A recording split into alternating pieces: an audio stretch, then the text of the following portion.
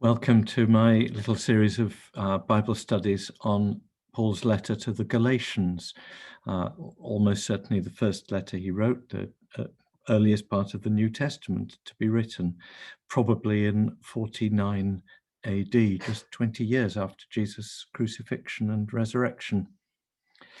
If you want the background to Galatians, it's in Acts chapter 13 and 14. In chapter 13, verse 14, Paul and his companions go to Antioch in Pisidia. There are a number of different Antiochs in the Middle East, and it's one particular one in what we would call today southern Turkey, or in the Roman province of Galatia is the area. And the second half of chapter 13 of Acts, Paul is preaching the gospel in Pisidian Antioch. And then in chapter 14, he moves on to Iconium, Lystra, and Derbe.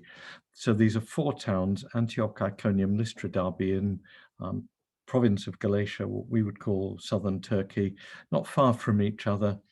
And in each of them, Paul spent some time and preached the gospel and founded a church. And when Paul writes later on, 2 or so years later, after he's left them, he's done his ministry there, he's founded churches, they've got leaders appointed, he's moved on, he's elsewhere, but he writes back to them 2 or so years later, and that is what we call the letter to the Galatians.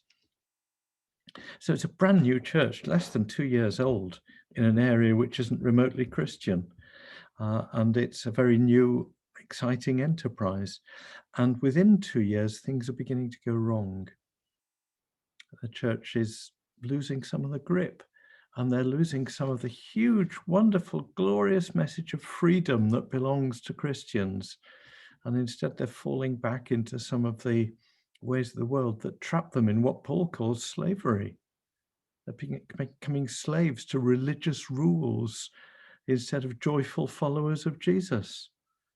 And he writes this letter in Galatians, reminding them of the gospel, sometimes quite forcibly telling them not to fall back into being trapped into religious rules or any other rules, because following Jesus is about freedom and love and the fruit of the Spirit, and relying wholly on the death of Jesus on the cross for us. Galatians is a wonderfully powerful, short book. 6 chapters, the way we read it. The chapter and verse numbers weren't there in the original at all. They were added hundreds of years later to make it easier for Christians to find their way around. We call Galatians 6 chapters.